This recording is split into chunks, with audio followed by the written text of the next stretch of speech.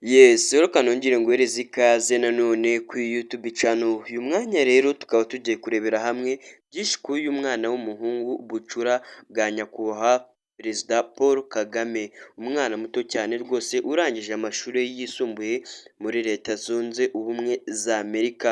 Uyu mwanya rero tukaba tugiye kugaruka kuri uyu mwana w'umusore w'umuhererezi wa nyakubahwa Perezida Paul Kagame.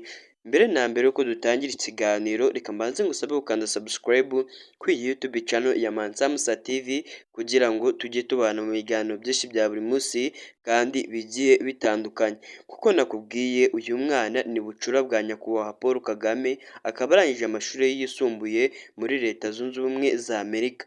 Uyu mwanya rero tukaba tugiye kurebera hamwe akazi afite hano ngaha mu gihugu cy'u Rwanda, karangije amashuri yisumbuye, ubundi ni mashuri bwoko ki arangije kwiga muri Leta Zunze Ubumwe za Amerika. Uyu mwana rero uwa nyakubahwa Paul Kagame nk'uko nabikubwiye dutangira, asoje amashuri yisumbuye muri Leta Zunze Ubumwe za Amerika mu kigo cya gisirikare cyose rwose kizemo abasirikare bagiye batandukanye banga mu gihugu cy'u Rwanda, yewe ni ikigo cya gisirikare n'uwo bita Ian Kagame nicyo yizemo. N'uyu mwana rero bucura bwa nyakubahwa Paul Kagame akaba aricyo asorejemo amashuri. Wakibaza rero ngo ko aricyo asorejemo yahise ahabwa akazi ka gisirikare hano ngaha mu gihugu cy'u Rwanda?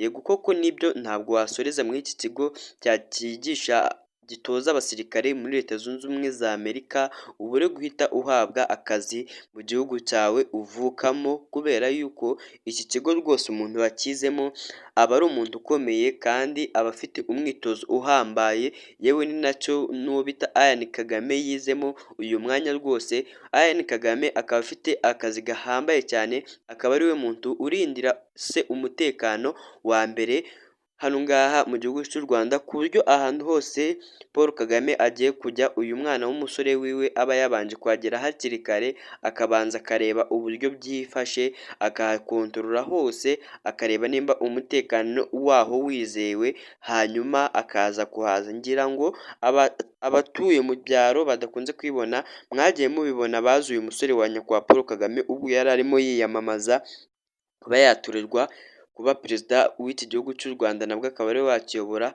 Buri hamwe hose yajyaga kujya, cyane ko twebwe hose twagiye tuhajyana bitewe n'uburyo twabaga tugiye gushaka amakuru yo gushyira ku mbuga nkoranyambaga.